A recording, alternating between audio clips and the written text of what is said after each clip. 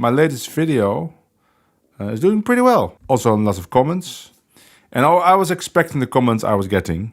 I already anticipated it. And like, okay, if I get these comments, I can make another video where I basically react to those comments. So let's get to that. What I did is I copy-pasted some of the comments, some of the most interesting comments, and there were also similar comments, but then I just took the best one, or the most reactable one, the one that I could react the best on because it has the most information, or it's just worded the best way. So here we are. For in case you haven't seen that video, if you're on YouTube, you haven't seen that video, it's a video called The Truth About Getting Good.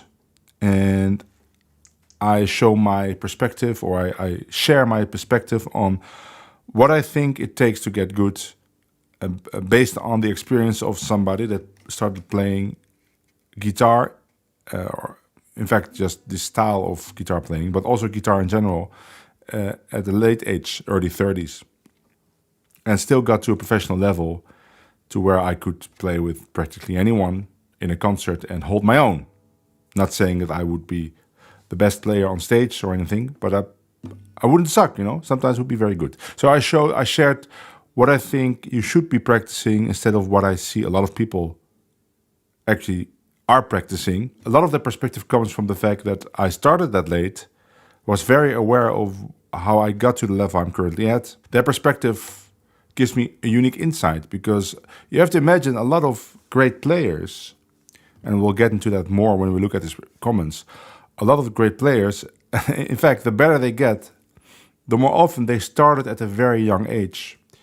And maybe they had great teachers, maybe they had great examples living around them.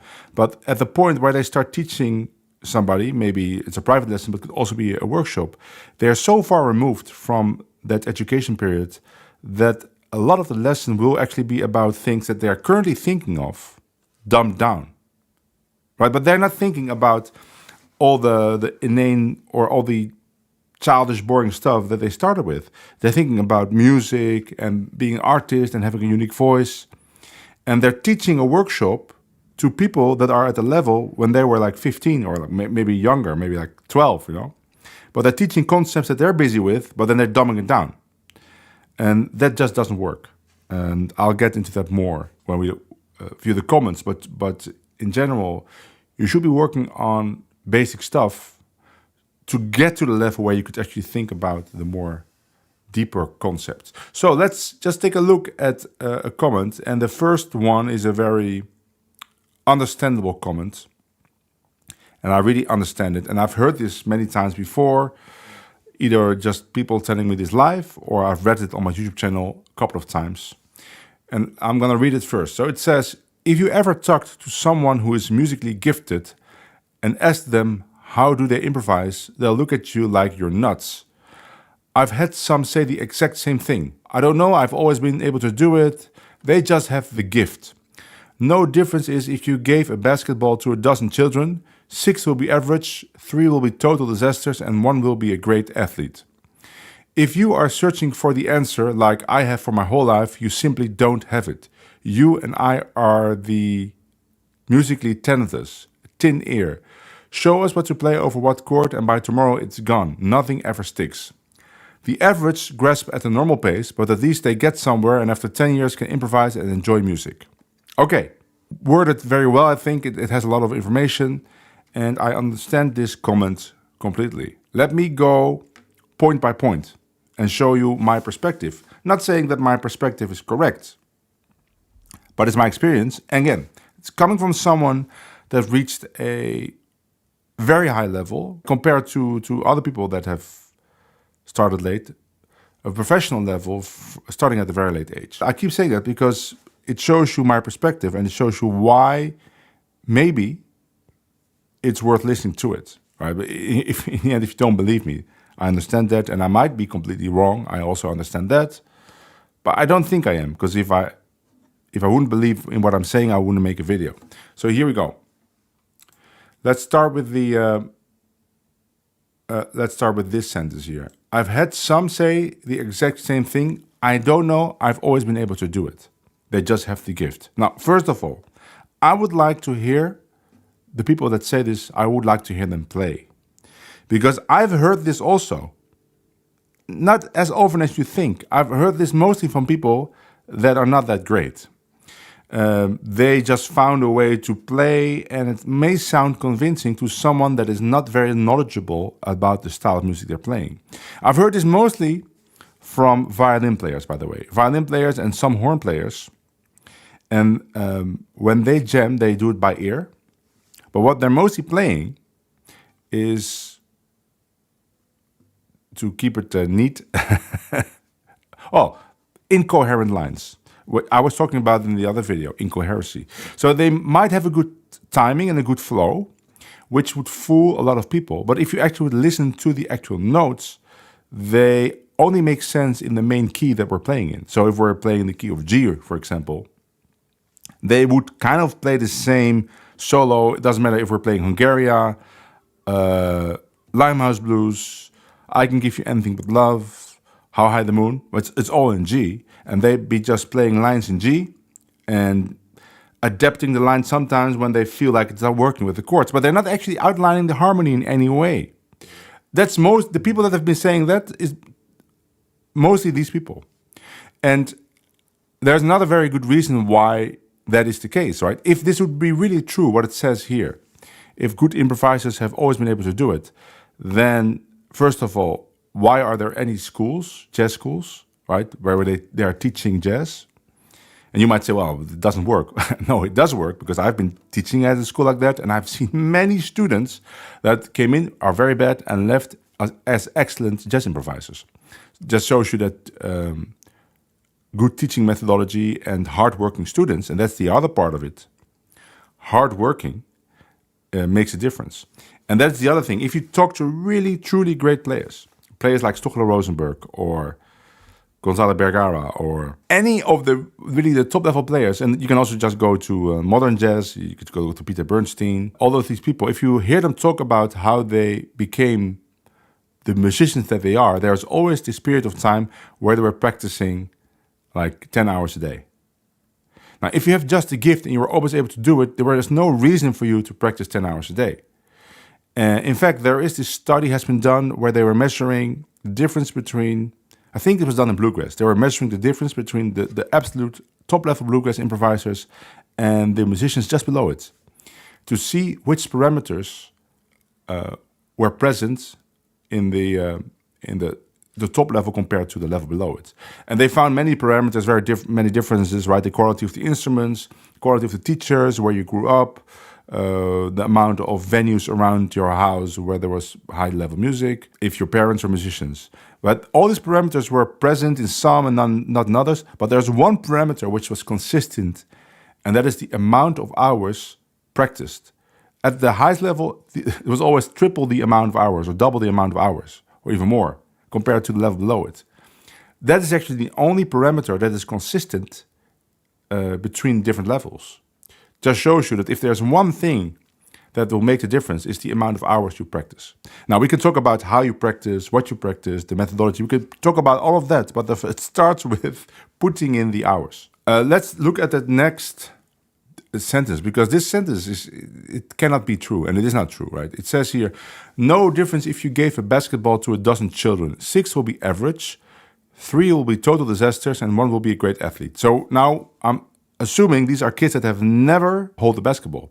None of them will be a great athlete, because if one of them would be a great athlete, it means they would be able to play in the NBA or something. And you might say, no, I don't mean like great for their age. But that is not that great then. You could say great for their age, but that is not great in the grand scope of things.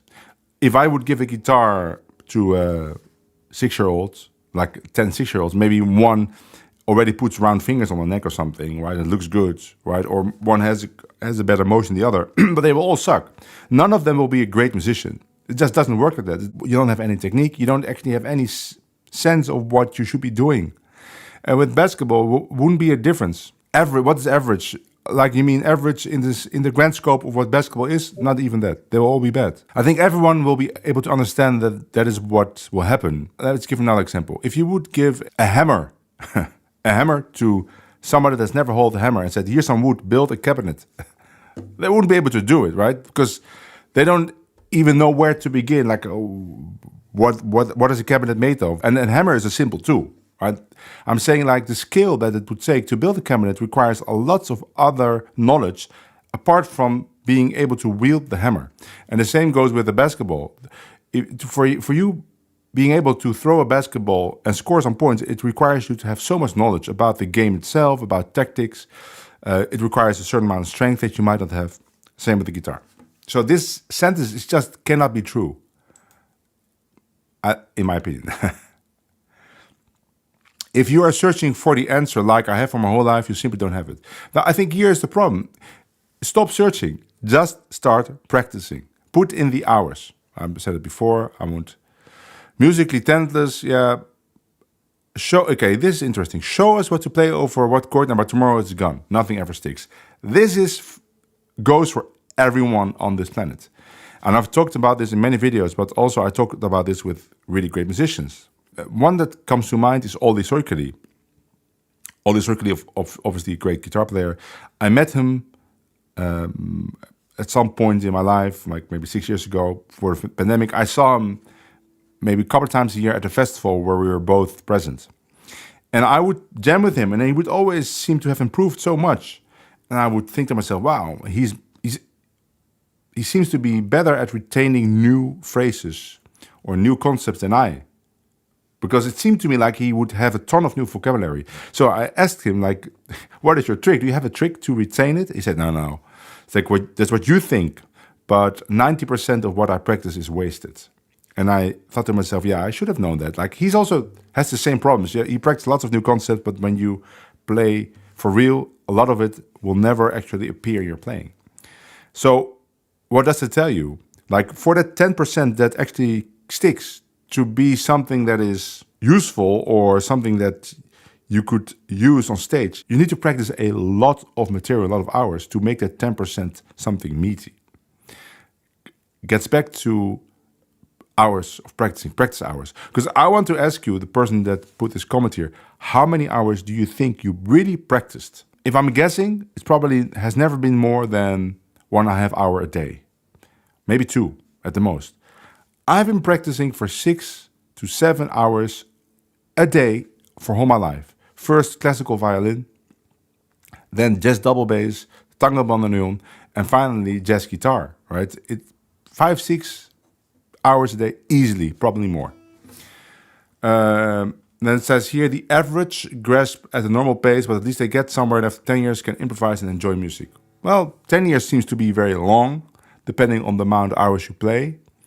And I consider to be almost everyone to be average, because that's what average means, right? It's almost everyone, except for a few elite players. But if you think that that every musician on stage is one of those, let's say, geniuses, like Antoine Boyer, you're sorely mistaken. Most people that you see on stage, including some of the big names, got there by just working very, very hard. Steve Kai says, or Jackie says, having people to play with or seeing live music or having a good instrument can in themselves be reasons to spend more time practicing though. Yeah, that is true. That is true. That's how I actually define talent. I define talent by your motivation to work. And you'll get more motivated if you are in a surroundings where that is motivated by maybe great musicians around you. That is completely true. If you're not in the circumstances where that is just naturally occurring, then you might have to search for it. And nowadays, that's maybe a little bit easier than it used to be, because there's YouTube, for example. You could get inspired there. I might be wrong, but the mentioned numbers in the basketball don't add up to 12. So maybe the remaining 2 join a basketball team, get coaching, get really good. Yes, you're right. Good observation. Okay. Here is a very good comment. And I actually answered this commenter in the comments because I felt that people that read this question should immediately get an answer. Let me first read the question. The melody isn't important at all. That's a quote from me. He mentions my name. And then he says, the melody is the strongest part of the tune. The secret to strong jazz soloing is to learn how to vary a melody and develop it. a quote by Martin Taylor. These are quotes from two players who both have a name in the world of gypsy jazz. Do you understand why I, so the commenter, as an intermediate guitarist would like to learn more, now feel quite lost? I understand completely, and I will say more about it, but first I want to read my answer, because my answer basically is the gist of what I'm going to say more about in a minute. This is what I answered. The answer is simple. Being able to be a convincing, and that is accented, it's bold or big, because it's very important, that word. Being able to be a convincing jazz soloist while keeping the melody in mind is the highest difficulty of soloing, but the easiest to spend a workshop on. Like I said in the video, don't strive after the highest form of artistry as a beginner or intermediate. Learn to play first. If practically every great soloist can play a good solo on a tune from just the chords, but not everyone can from just the melody, actually very few can, you can deduce from that which of the two is more important and way easier to pursue first. And here I was trying to be nice. I said, not everyone can from just the melody, but very few can. Of course, everybody can improvise around the melody, but very few can actually be a convincing jazz soloist, right? Because they might play lines that actually do not really outline the harmony in any way. Like the best, or one of the most special kind of improvisers are the ones that can play convincing jazz solo. So they play flowing lines mostly that outline the harmony in some way, like I talked about in the previous video. And they also keep the melody in mind in some way, and you can recognize it. That is really the highest form of artistry, and it's very rare. Now, and I get back to what I said in the beginning, a lot of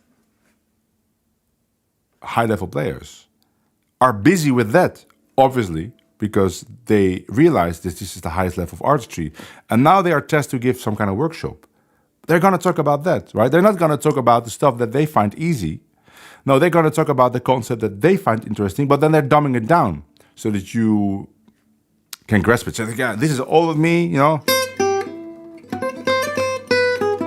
Now you got to use that in your solo, and then they make it very simple for you. So just do something like a...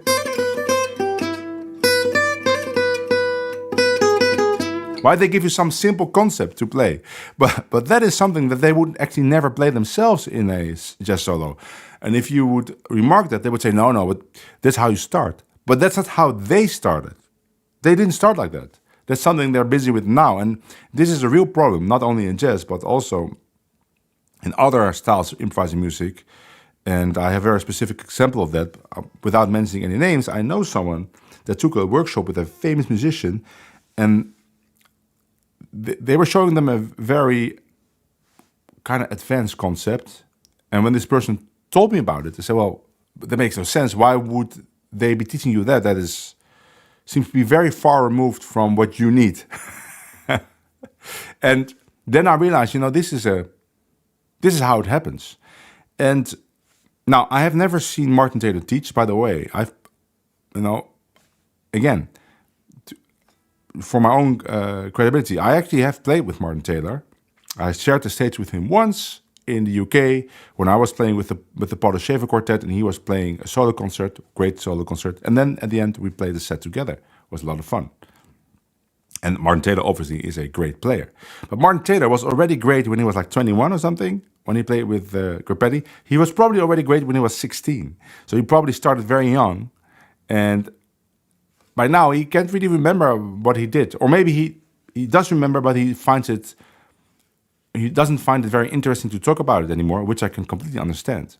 But would be important to talk about it actually with beginners, because I did see a video of him teaching on YouTube, and he was actually talking about this melody concept and demonstrating it in a very easy way. But that's not what he was playing when I saw him play a solo concert. It was much more complicated, much more subtle and nuanced, which gets back to my point. Nothing bad about Martin Taylor, because Martin Taylor, one of the greatest guitar players alive, obviously. But maybe what he's teaching there is not very suitable for beginners, in my opinion. Now, I might be wrong here, But again, I haven't done any of that, and I still wound it up on stage with Martin Taylor. Just to say, like, that chasing that highest level of artistry probably won't get you on stage in time before you can't walk anymore because you're too old. So again, go back to my previous video and look at it to see what I think you should be practicing. Let's go to the next comment, because this is a similar comment, and I thought of a thing I could demonstrate. So he says, I have learned a lot in your discussion here. I agree that it's not necessary to know the melody of a tune for a jam session with reservation. So I wonder why he thinks it's not necessary to know it for a jam session, but it is absolutely necessary to know the melody for playing gigs, even if someone else plays the melody, because the melody has in it the meaning of the song, which informs the solo that you create. I bet he would agree that it would not be necessary for the drummer, though. Or maybe he thinks it is. But, I mean, I've done plenty of gigs with drummers that didn't know the tune, and they would just ask me, what is it? And I would say, it's medium swing. And then they would be playing great. So, obviously, drummers don't really need to know it. Now, I'm not saying that if they would know it, it would be good. Probably would be good. But for what they're doing, mostly, like comping, they really don't need to know it. And if you agree with that, the person that commented it, I want you to think about why you think the drummer doesn't need it. The answer is probably going to be, well, because they're never going to perform the melody. Well, if it goes for them, then it would go for everyone else that doesn't perform the melody. If that's the answer, right? So like the bass player probably never is going to play the melody, so he wouldn't need it. But if your answer is no, because the drummer doesn't need to have the melody for his solos. Why doesn't the drummer need the melody for his solos? How could a drum solo be interesting if it's not melody-based? Well, the answer is probably going to be because it's based on interesting rhythms. Why wouldn't another instrument be able to play a solo based on interesting rhythms then? Just because there's pitches? Well, then just play interesting rhythms with very few pitches. Like, my point here is that there are many ways to create interesting solos. One of them could be using the melody. Again, would be the hardest way to be a convincing jazz soloist. But there are many other ways, like, for instance, rhythmically, or could be harmonically. How about a block chord solo, like an Oscar Peterson block chord solo? Go listen to any Oscar Peterson block chord solo. I never hear the melody there. Why is that so interesting? It's because it's chords, right? And it just sounds full. Well, then you could maybe play a chord solo. If I listen to Peter Bernstein chord solos, I don't also really hear the melody in that most of the time. So there's many other ways to make solos interesting, not necessarily outlining the melody. In fact, I think most people don't really do that. And I want to give you a demonstration about something that maybe might cause a light bulb, not only for the person that commented it, but also for other people. So I prepared something. I'm gonna play a tune for you with the backing track. So I'm not gonna say which tune it is, but I'm gonna play the theme, and I want you to listen to this theme. All right, so here we go. I'm gonna play the theme for you of a tune. I hope it's loud enough, the backing track, because I think it's pretty low backing track, but it doesn't really matter. It's about the demonstration. Here we go.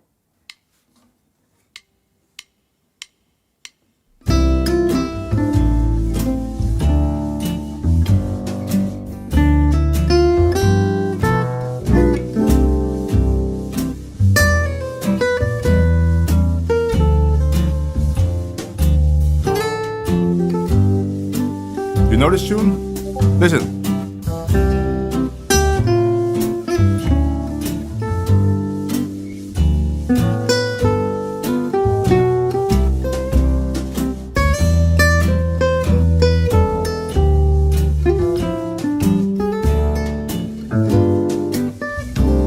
Okay, so what happened here? I had the same backing track. First I played this beautiful tune called I'm in the Mood for Love. And then I played another beautiful tune called When You Wish Upon a Star, which is from the movie Pinocchio. They use the same exact chords. In fact, the whole tune you can play on these chords.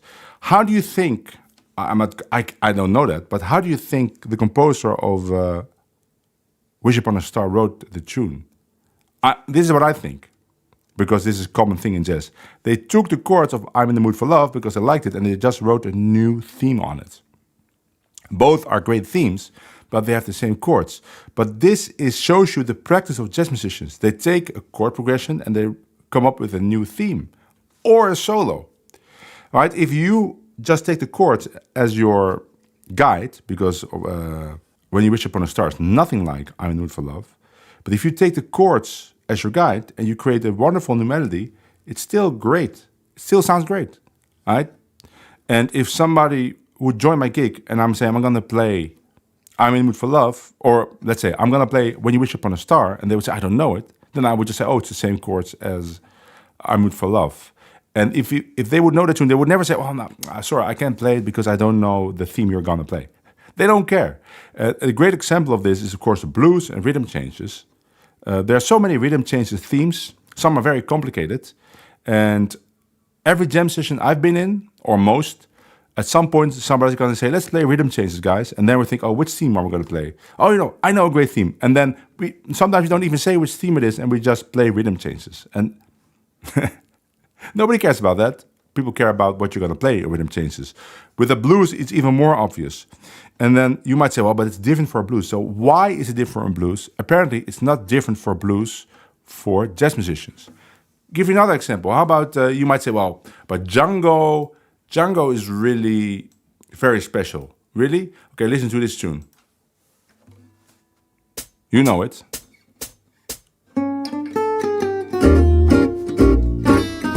Nuage, right? You gotta know that theme. It's so special.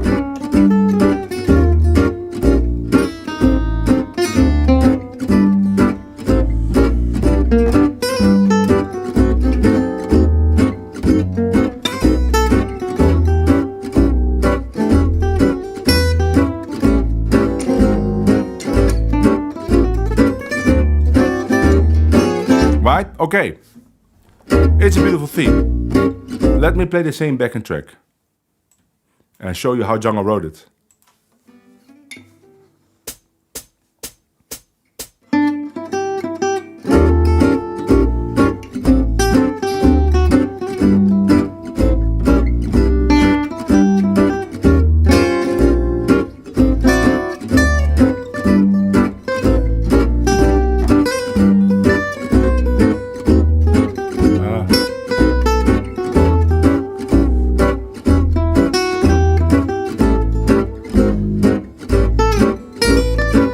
Yes, it's what the difference a day makes, with a little change in the second half where he changes keys. But it's what the difference a day makes. Let's do another one by Django.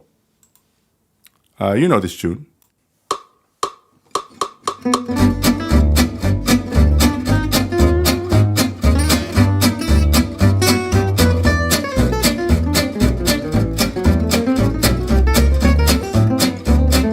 Hungary, it doesn't really actually have a theme, but still everyone plays it.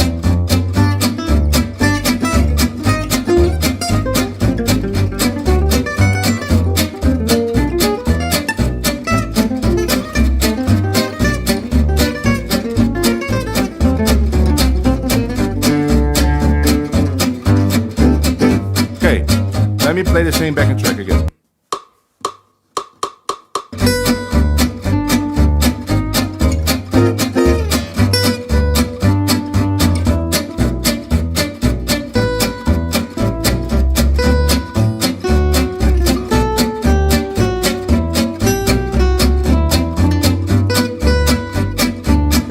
Yes, it's the same changes, almost the same changes, as Bye Bye Blues. And now, I cannot know that for sure, right? But I'm actually guessing that Django kind of took the chords of those tunes and wrote a new theme. On Hungary, he didn't really even write a theme. It's just... And there's another recording of Hungary where Corpetti starts and he doesn't even play that. So they're just jamming on the track. But everybody in jam session said, let's play Hungary, right? And they're not talking about the theme of anything. They're talking about the chords, the vehicle to improvise. And both tunes are nice. Bye Bye Blues is also nice, right? And Nuage is very nice. A beautiful theme, by the way. Beautiful theme. And of course, if you play Nuage, somebody has got to know the theme. But you could also play What a Difference a Day Makes. And it's the same thing. And let's not even start with Take the A Train. Take the A Train, exactly like you, Ludo Swing, they're all the same theme. And all the themes are super nice. But it's not about everyone kind of playing around the theme. That would also become very boring. You have to be such a good improviser to be a convincing jazz soloist and do that. That is very rare. But it's not the only way. You could make very interesting jazz solos with other tools, and those tools are probably easier to learn. And that's why I say learn to play first and stop thinking about the theme so much. And also don't chain yourself by thinking you have to know the theme to learn the tune, because that way you'll be just very slow at learning tunes. Because that's the point, right? I'm not saying you don't learn the theme. No, if you want to learn the theme, do it. But first, just get to 30 tunes, that you can jam 30 tunes, that you know the chords of 30 tunes, so that you can actually be in situations where you might be required to play the theme. Because now you can actually participate in jam sessions. And let's say you know 50 tunes and you only know 10 themes. You learned them over time, but first you learned 50 tunes. And then somebody says, let's play Avalon. This tune, right? And you all know the chords. It's like... Maybe it's a good thing, of course, to listen to the tune. Maybe you could sing it a little bit. And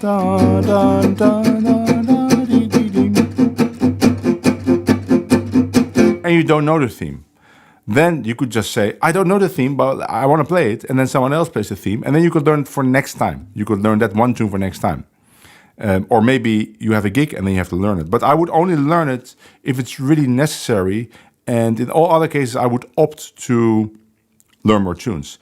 And another way to look at it is that everybody likes to play Donna Lee, but not many people can play the theme. But that has never stopped anyone from playing Donna Lee, right? Because if somebody knows the theme, then it's enough. And you cannot expect everyone to know all the complicated bebop themes. Never happens. I've been to many sessions, also just modern jam sessions where they played the bebop theme and only one person knew the bebop theme. But maybe they knew the original, like How High the Moon. That tune also has a Charter Parker theme called Ornithology. You don't have to know Ornithology to play the tune. You don't even have to know How High the Moon. You just have to know the chords. So this thing here, this line, going back to the comments, because the melody has in it the meaning of the song. That's obviously not true, because if you can have multiple themes on the same tune, then I'm not sure that you could say that. In fact, if you play, I've done it.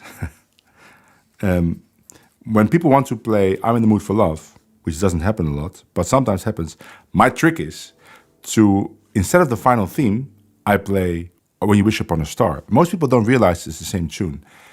And when I do that, it's like it creates a magical moment, because nobody can believe what's happening, right? Even the people that know I'm in the Mood for Love, they're playing the chords and they keep playing it and they hear this other theme that fits completely on the chords.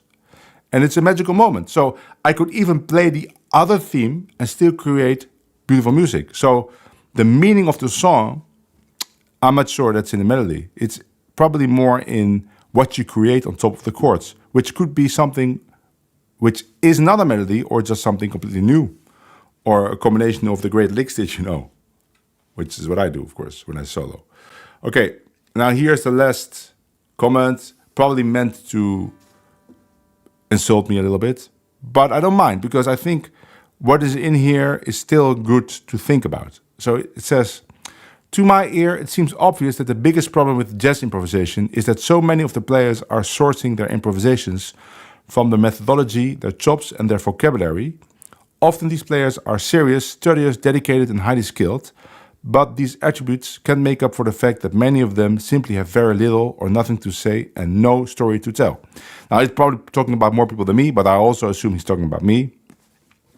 I had methodology, chops, vocabulary, serious, studious, dedicated. Sounds like what I advocate for in my videos.